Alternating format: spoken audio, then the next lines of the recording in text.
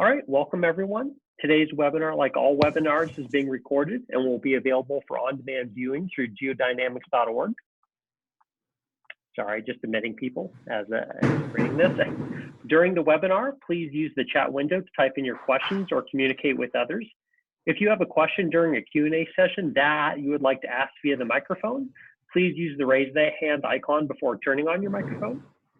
As you likely saw in the announcements, this year's webinar series is deviating slightly from our traditional topics, but we will be focusing broadly on data across the solid earth sciences. Today, we are fortunate to have Dr. Brandon Schmandt of the University of New Mexico.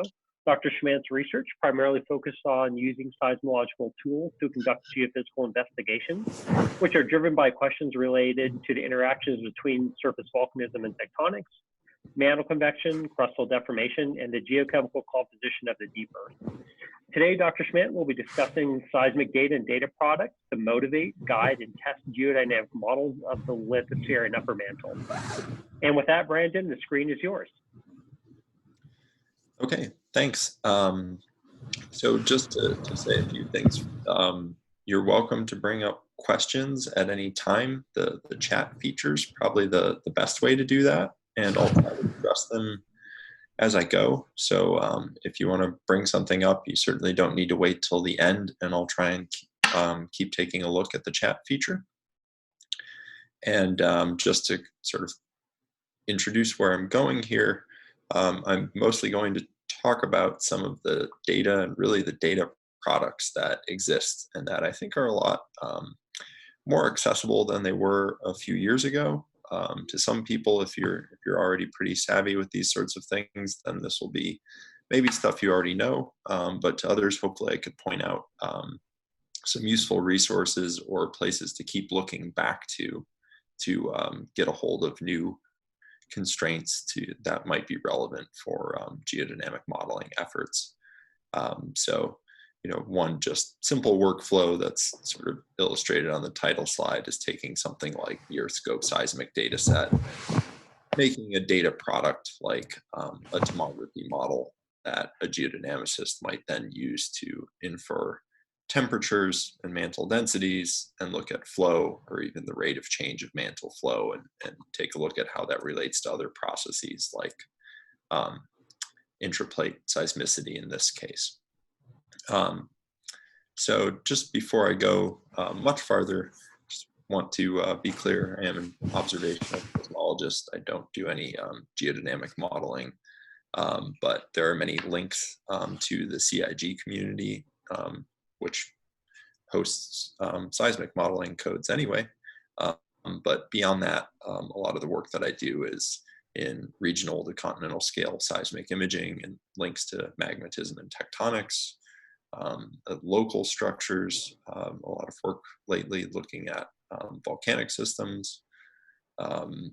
Most of my work's focused in about the upper 1,000 or so kilometers of Earth, but some large share of it has been looking at potential mantle composition and bulk and volatile composition questions, and then also a little bit looking at more environmental processes that make seismic energy. So just to give you a feel for where I'm coming from and the kinds of problems that I work on. So what I'm going to talk about here is in terms of seismic resources that may be of interest to folks in the CIG modeling community. And for the most part, I'm not going to talk about seismic data directly or raw seismic data, but instead to look at data products. So, what I'd consider raw seismic data, what we're just looking at here is just an example of a seismogram. This is actually for a fairly recent earthquake that was observed at a station in Ann Arbor, Michigan. But you'd get a raw time series, usually a velocity time series, but we might integrate it to displacement or differentiate to acceleration if you want. Those are the raw data that we use as seismologists. And if you want to go get waveforms, there are many different data centers you could grab them from. The International Federation website shown here on the right is one of the main places you could find links to most of the global observatories. Orpheus is a good collection of links to European data agencies. And I figure that if you're into raw data, you're probably a seismologist more than you are a modeler. And so not really going to deal with accessing raw data more in the rest of this presentation. So seismic resources other than raw data, what I'll refer to as data products, will be results that are derived from analysis of seismic data or from theoretical seismic modeling, basically synthetic seismic wave propagation that allows us to predict what we might observe if we could control all the conditions in seismic wave propagation. And so there are a number of ways we can get a hold of seismic data products. And I would say they're becoming increasingly available, although the places we find them are evolving. And I think two of the major things driving this are really increasing acceptance or requirement of fair data principles. And this is something that you'll encounter most commonly in trying to publish work, that if you're trying to publish some new model or publish some analysis, how accessible are the codes to other people would be a key concern.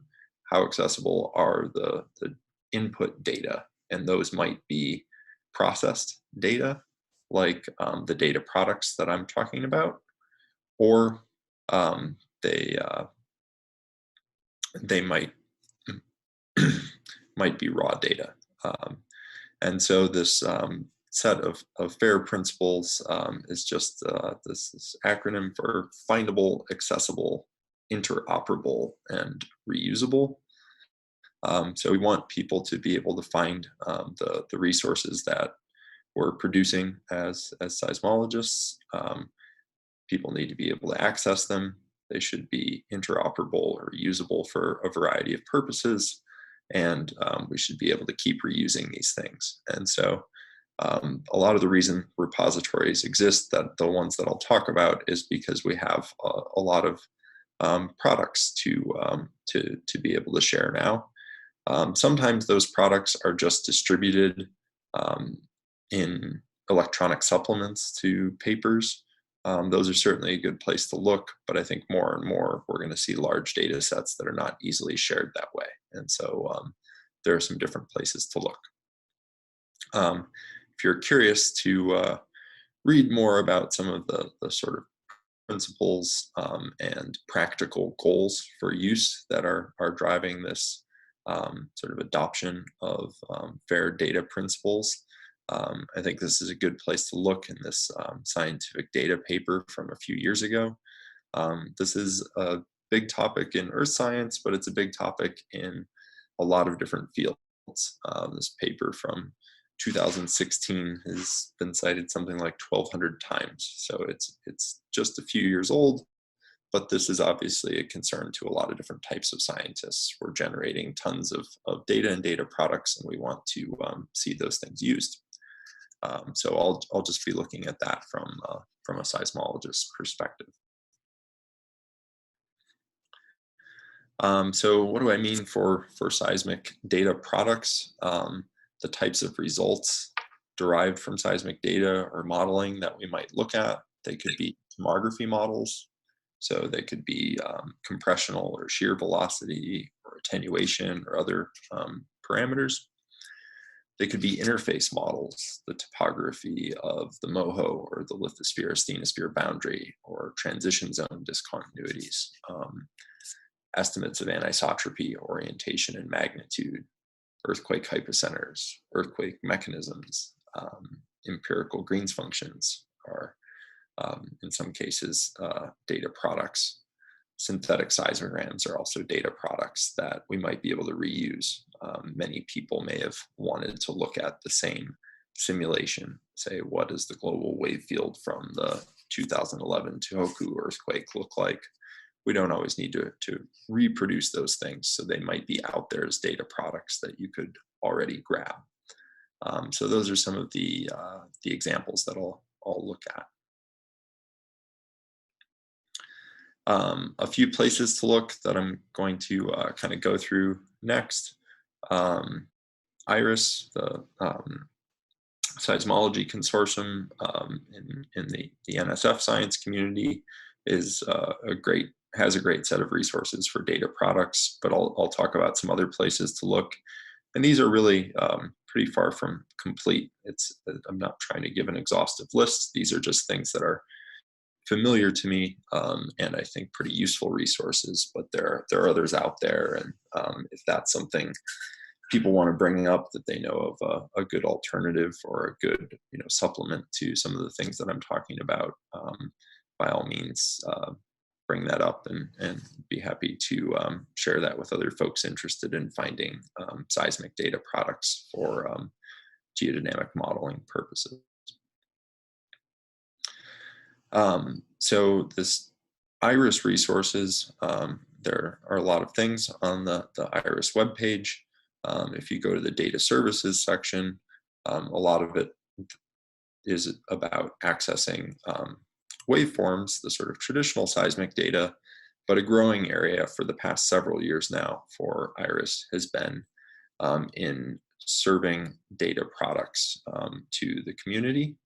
And so you can see some of these listed right on the data products website, but many of them are also connected through this website called SPUD, which is for searchable data products. So we'll look at some of the things that are available from SPUD, and these range from being things that are created by individual PIs, basically from their publications. There are also data products here that are generated automatically by some IRIS staff or past IRIS projects. And there are other things that are just links so that you could go from this page to other data resources that have existed for a long time, things like the Global Centroid Moment Tensor project, for example.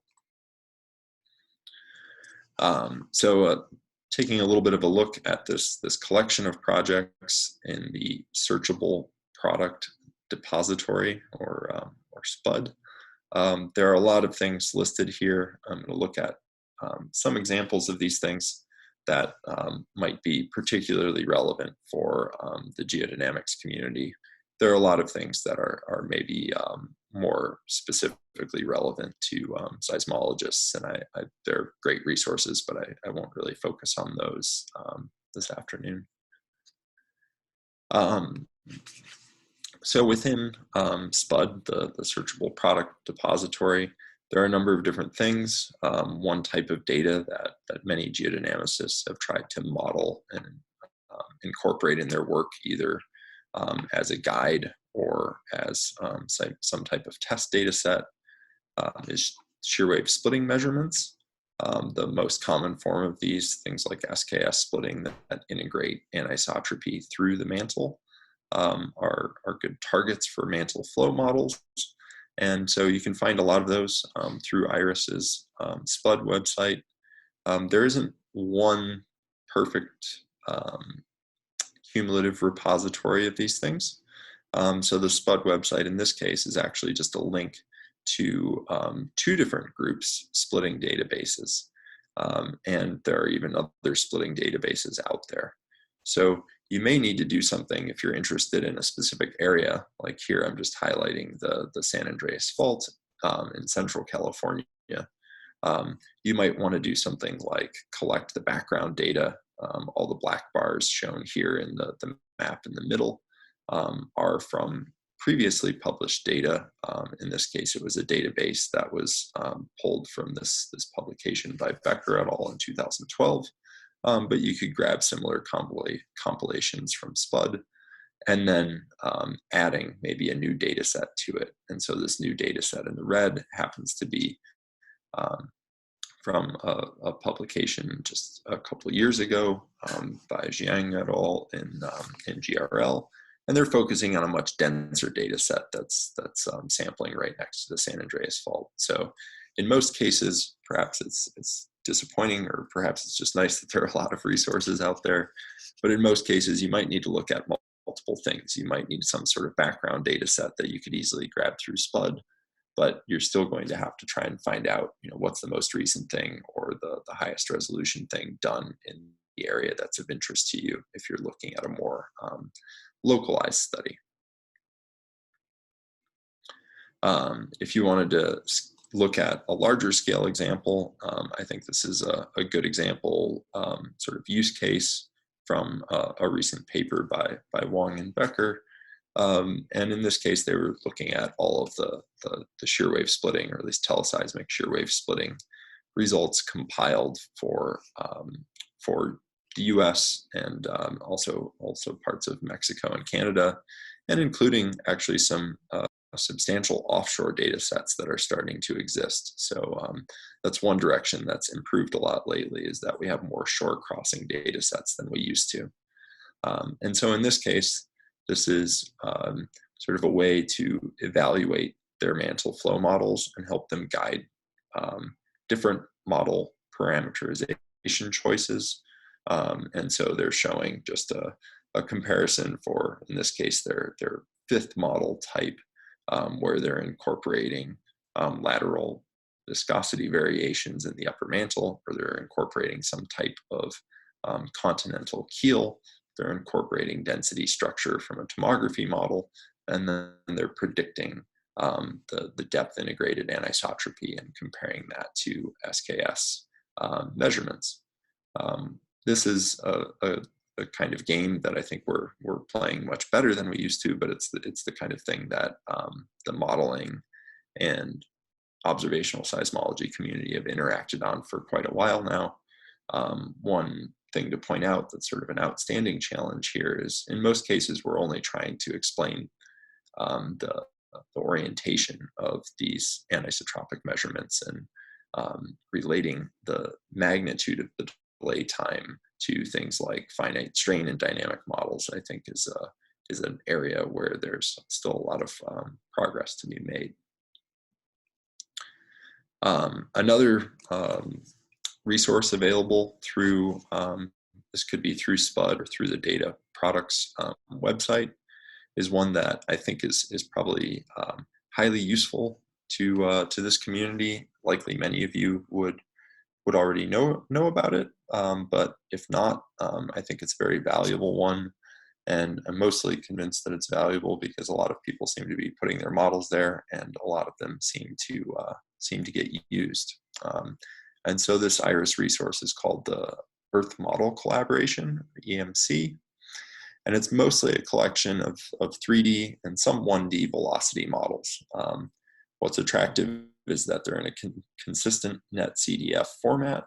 They have a consistent set of metadata that come along with them, so you know what type of model it is, the type of data that it incorporates, where it was published, and you get all that in a consistent format. So you might be able to quickly visualize the observational results from a region you're about to work in a modeling context, or if it's a region where there's a lot of work done in seismic imaging, you might be able to quantitatively compare a number of different models.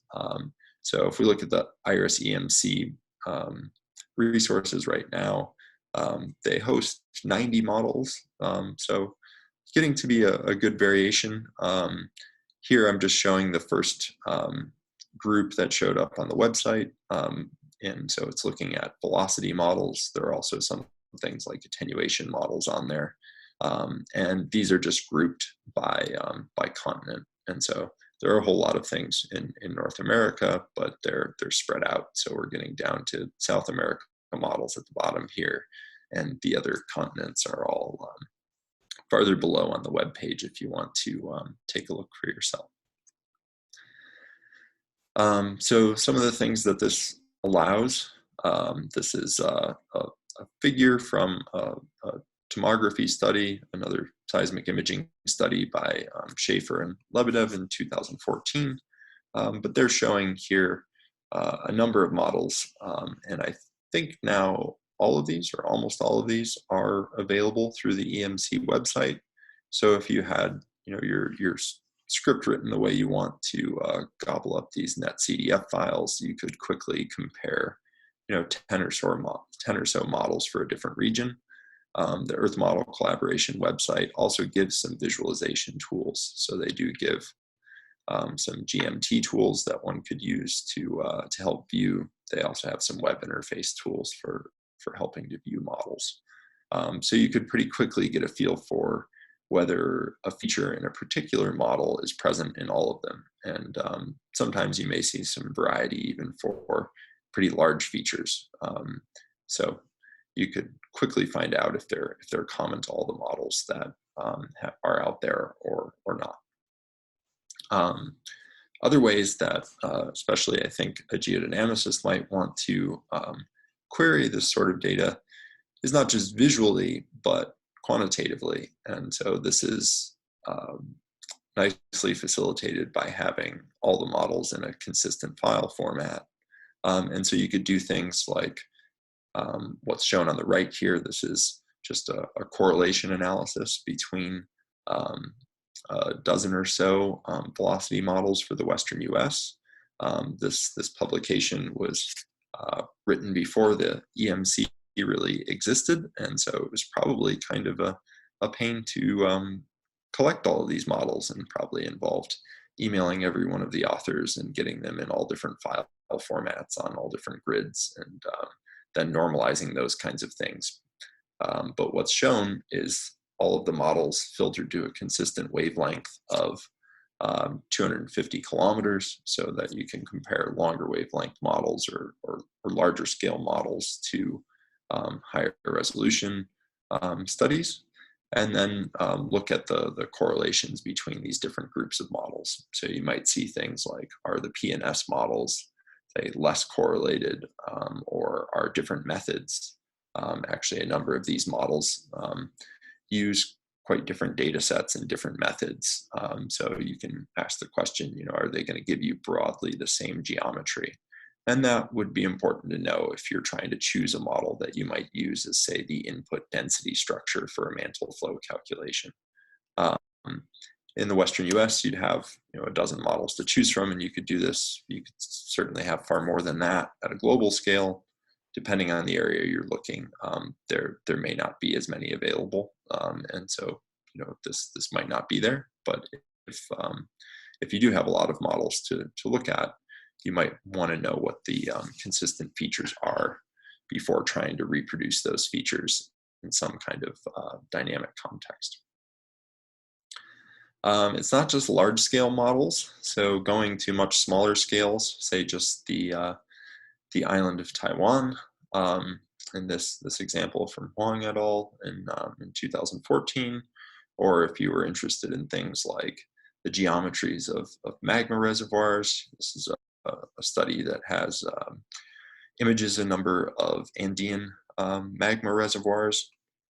And these local scale models using a variety of different methods are all available on the EMC. So if you're trying to model a particular kind of system, it's worth browsing to see what's out there.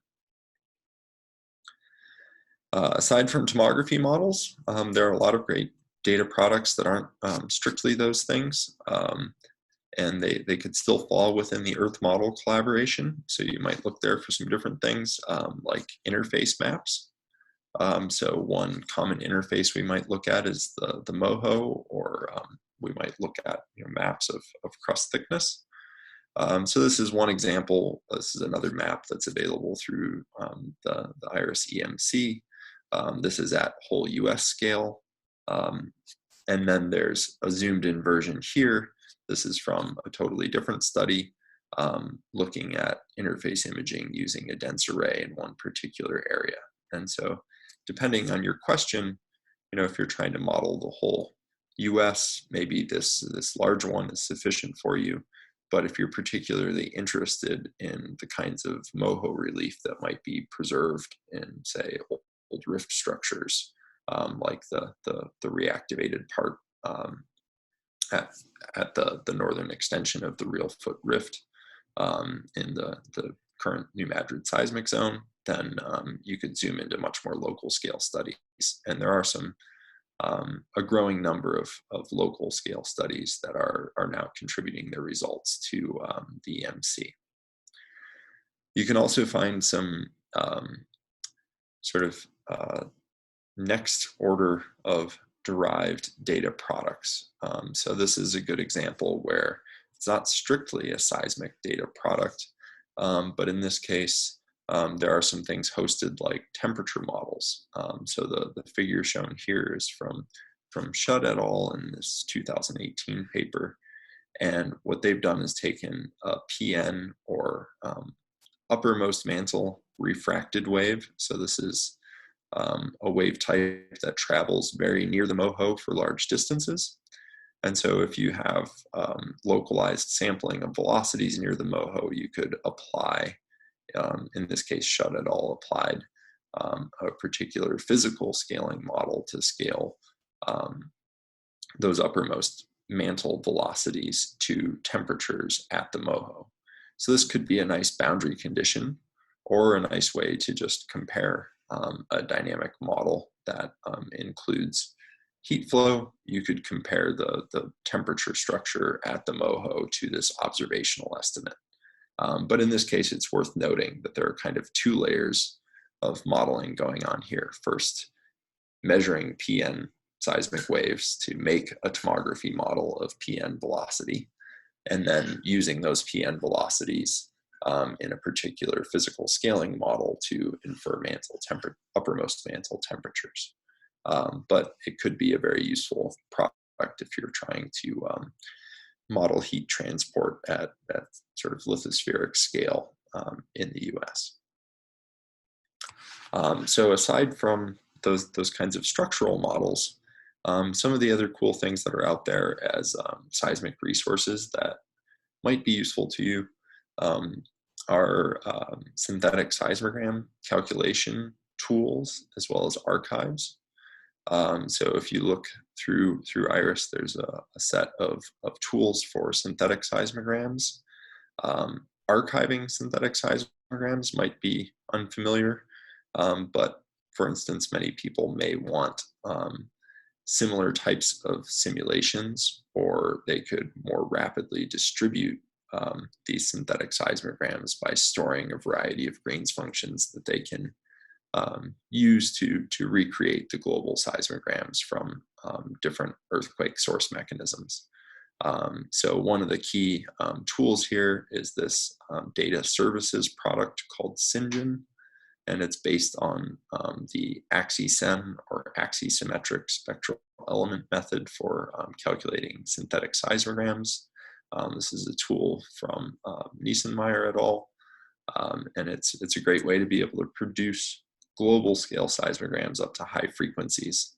And it's set up so that you don't have to learn how to use this modeling tool from scratch if you just want to create synthetic seismograms for some reference models. Those are things you could just do through web services online.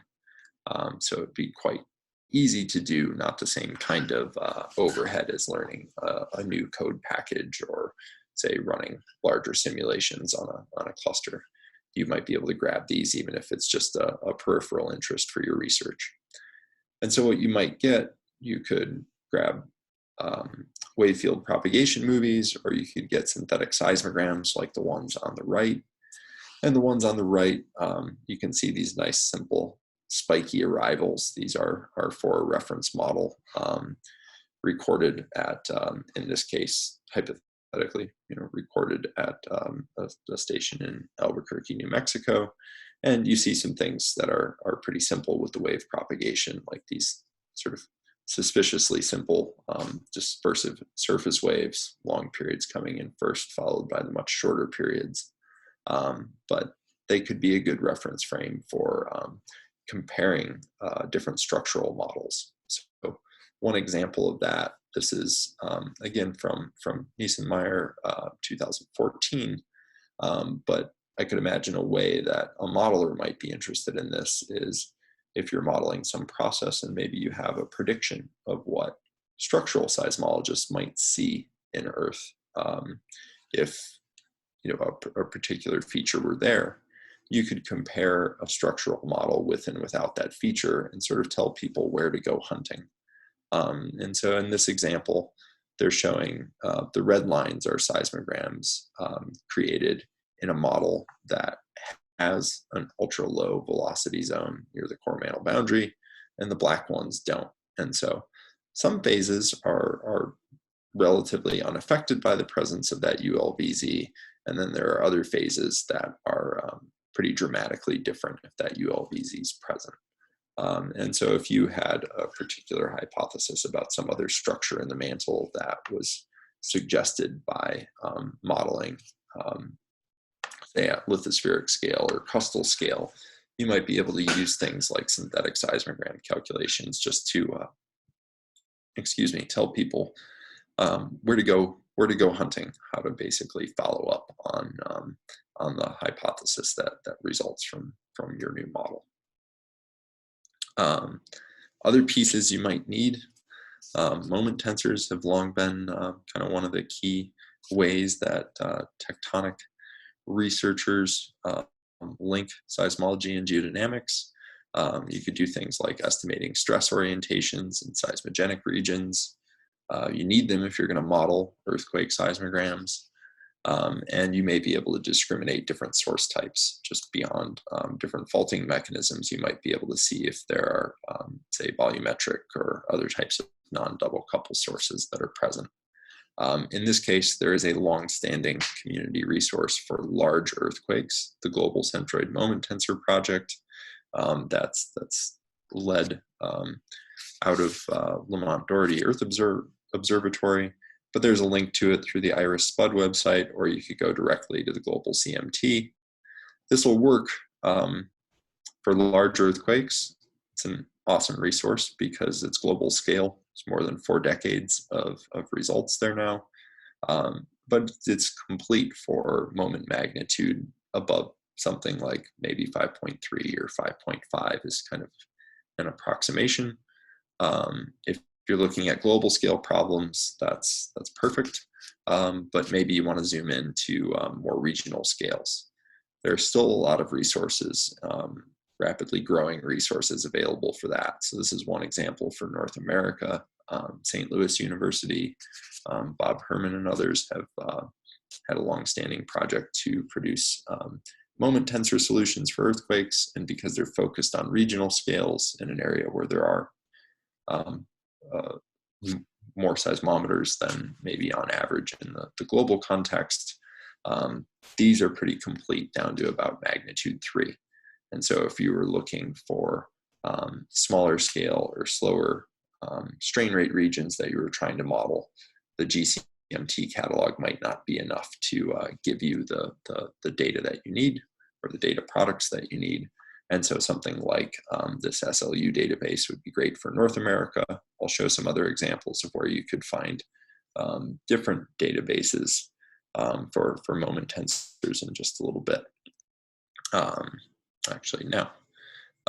So one other key seismic repository that has a very long history, but mostly to seismologists, not necessarily to the broader community. The International Seismological Center has long been used as the sort of premier resource for global earthquake catalogs and travel time compilations. And so here's just a map on their website's front page of ISC locations of seismicity, 1964 to present. So an amazing amount of data there.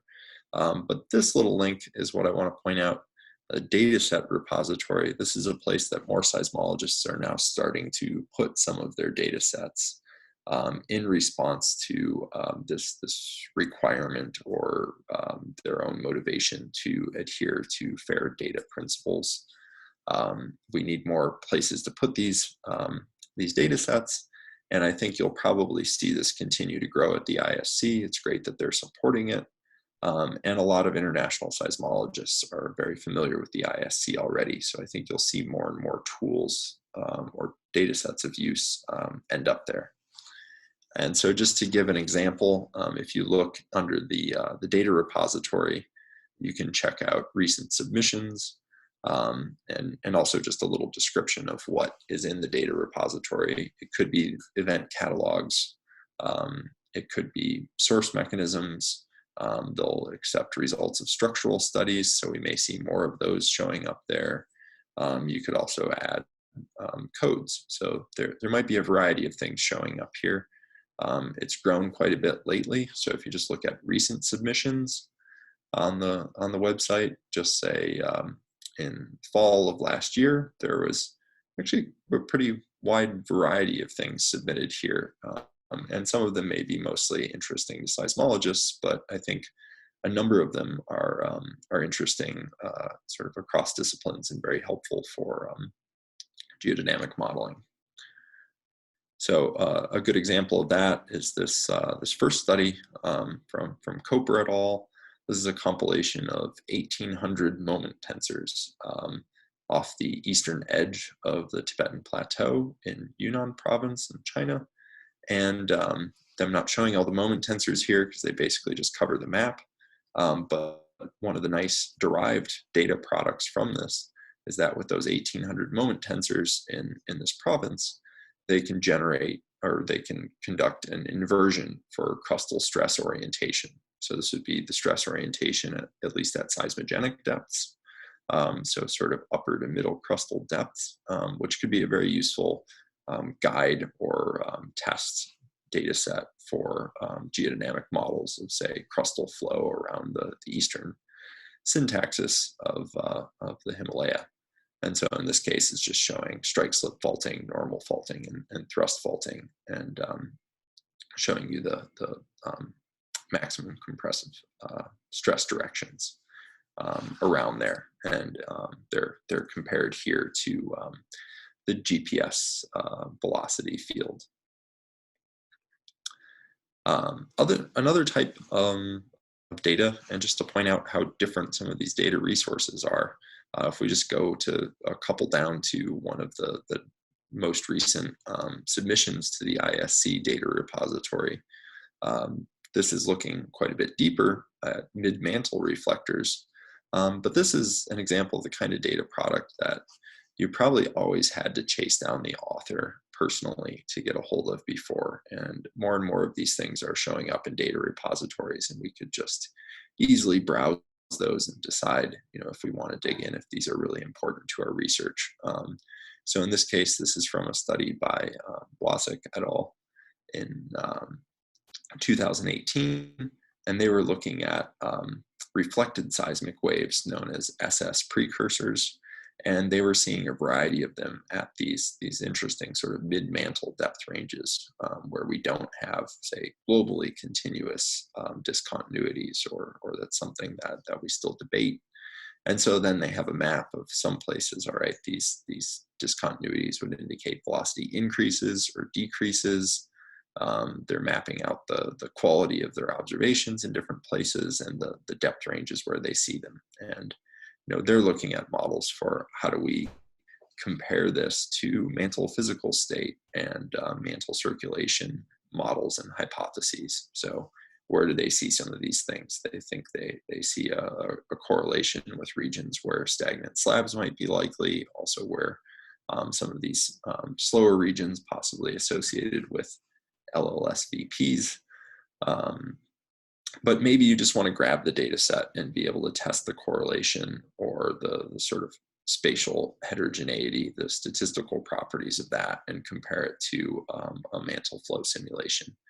You could do that kind of thing, and you could pretty quickly grab data sets like this. So more and more of these are starting to show up.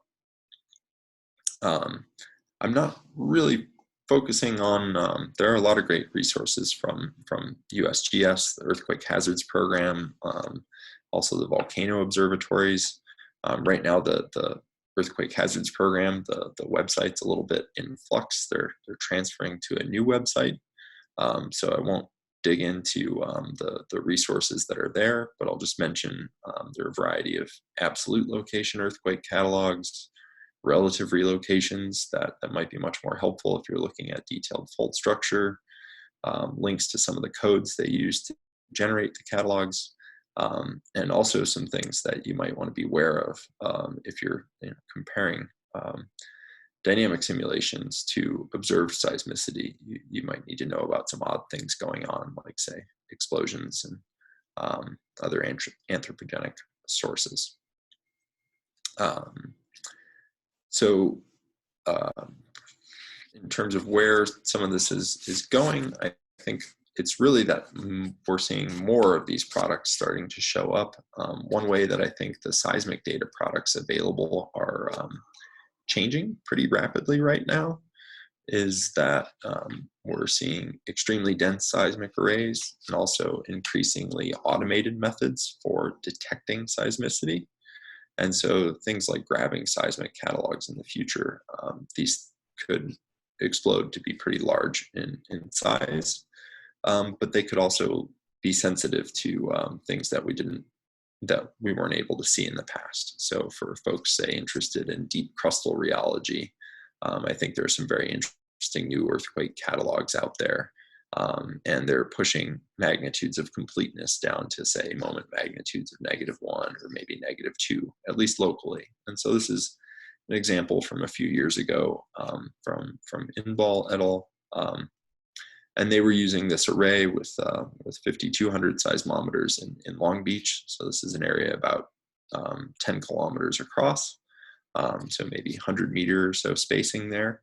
And they were finding seismicity likely down to about moment magnitude 2, at least by their approximate amplitude scaling.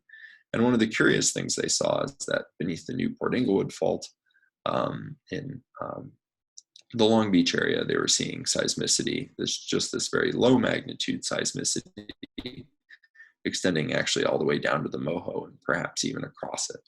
And so I think this is kind of showing where there could be some increased ability to look at things like deep crustal rheology, where we'd actually have some observational constraints about strain localization. And it'll probably keep going in this direction for earthquake catalogs, that you're going to see, at least locally, these microseismic catalogs in many more places. In the past, probably the only places that we'd have this kind of seismicity detection threshold would have been proprietary oil and gas data sets. And in this case, this data set was for oil and gas, but was made open to the academic community, at least for most purposes.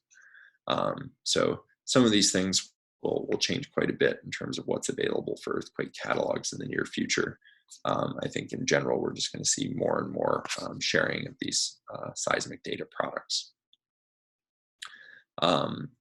I'll also mention that you should be a little bit cautious with easily accessible seismic data products.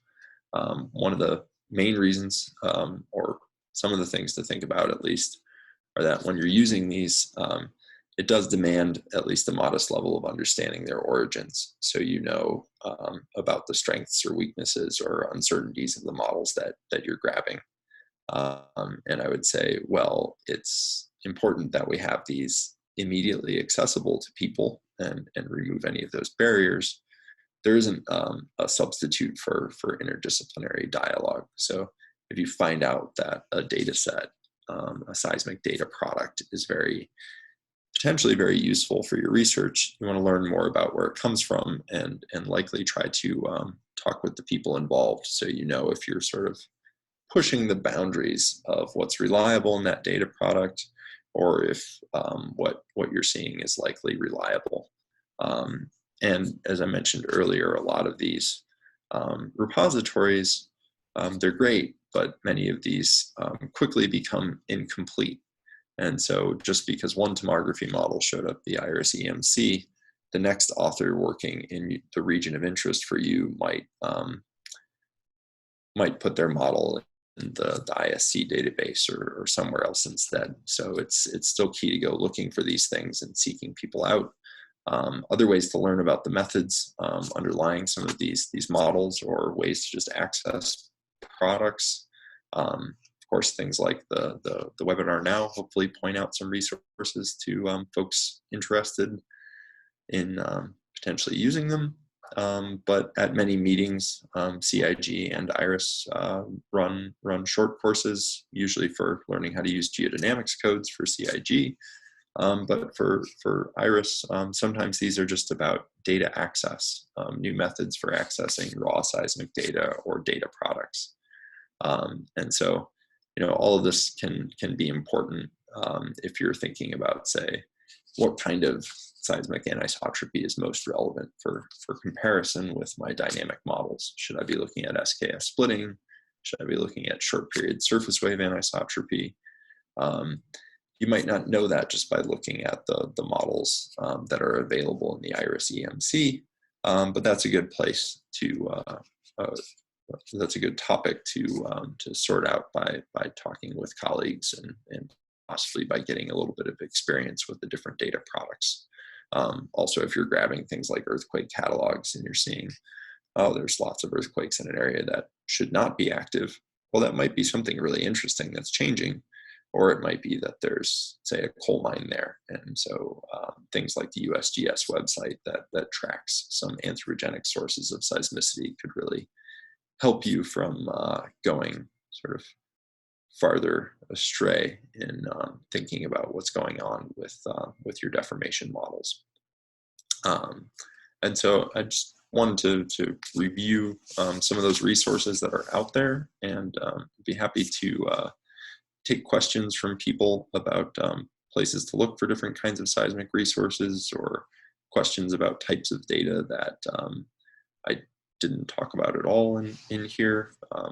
Anything like that would be welcome. Thanks. Thanks, Brandon. And yes, everyone, please either type a question into the chat window or use the raise your hand feature, and that'll unmute you. I will start by typing a question into the chat window.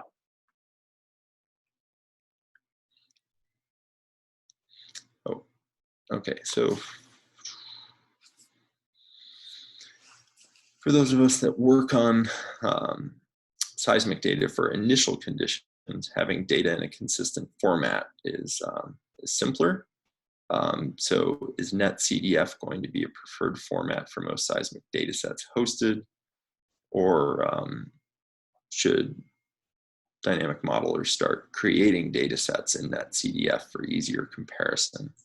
I'm not, any kind of authority on this. When I submit a model to IRIS, they tell me it has to be in NetCDF, and so I do it, and that's about as far as I've really thought of it.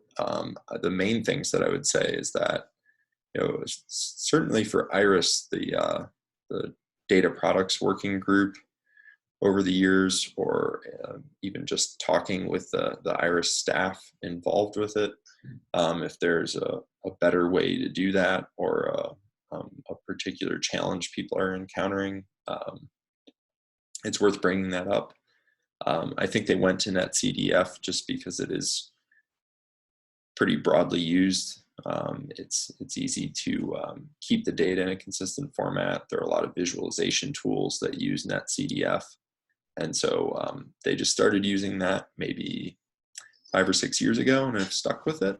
But it could also be the kind of thing that if a different format's helpful, then maybe they'd just be interested in providing a tool that converts NetCDF to something else that might be more useful as an input to, say, common CIG codes or something like that.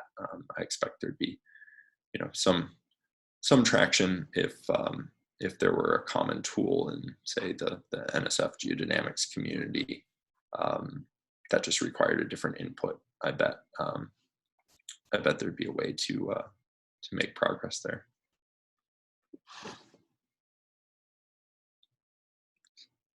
Other questions?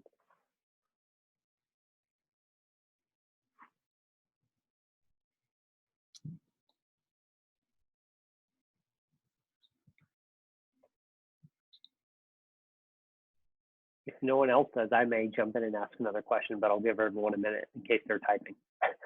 Sure. Yes.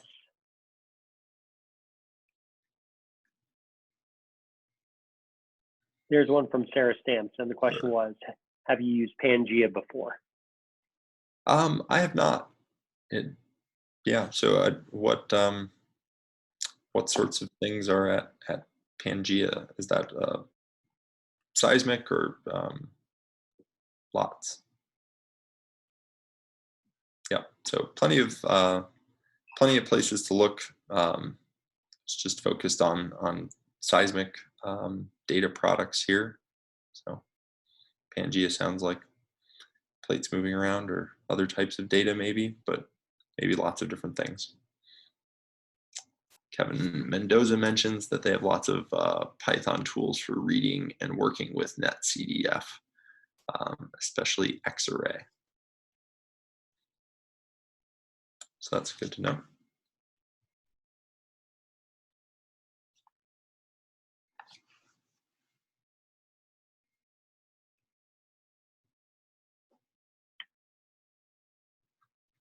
I will ask I'd like to ask a quick question about anisotropy. Oh, actually, there's a question from Megan. Sorry, I'll let her go first. Sure. Are you aware of any repositories of receiver functions?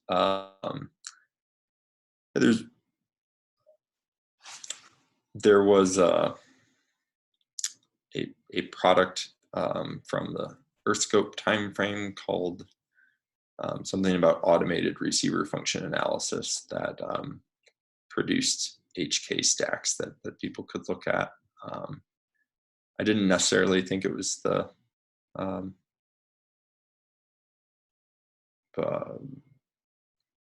I think you usually needed to dig in to get, say, a consistent or a continuous MOHO map that looked pretty rough. And so I don't know that it ended up getting a ton of use, but it was a great way to get a characterization of single station results from US array pretty quickly. I don't know of a repository where people are just storing all the receiver functions. So I guess it depends on if you're interested in making the measurement yourself, like you want the receiver function time series, and then you have an idea of how you want to measure MOHO depth from it. That's usually where seismologists have some variety of preferences, that maybe they would like to use something like an HK stack, or maybe they want to see that it's coherent from station to station in something like a common conversion point image, or you might be able to do more of a wave field migration in dense data sets. Like one of the ones I showed earlier was using a migration method where a dense array existed and then reverting to a simpler method where it didn't. But I think that's the kind of thing that people would probably be able to make available. It's just a compilation of the receiver function time series if you wanted to do your own analysis to create a MOHO map.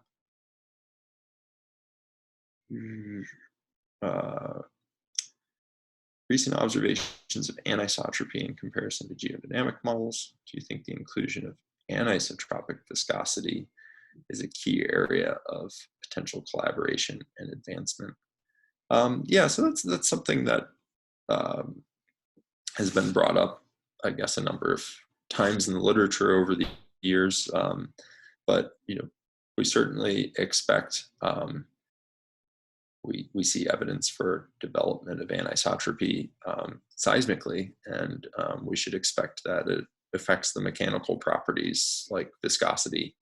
And there's clearly evidence, theoretical and experimental, that occurs. So yeah, I do think it's something that people should be focused on. And as we look at things like plate boundary structure at much higher resolution, it'll probably become all the more important to account for things like anisotropic viscosity. And they may be necessary in some cases to get a dynamically acceptable set of conditions, whereas seismology is just going to tell you here's the magnitude of anisotropy and some sense of orientation. But in order to get, say, sufficiently localized strain, you might have to account for anisotropic viscosity in models to do that. So not modeling anisotropic viscosity is certainly not an area of expertise for me, but we see evidence that these fabrics are developed over the long term, and that there are localized zones of deformation, and so we should expect that it translates into the rheology and not just the seismic wave propagation.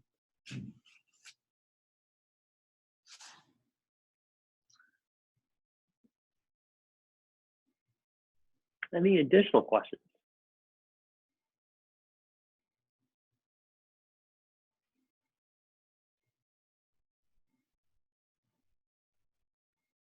If not, Brandon, did you have any more slides, or was that the stopping point? Yep. Great. Well, if there are no more questions, thank you again, Brandon, for a great talk.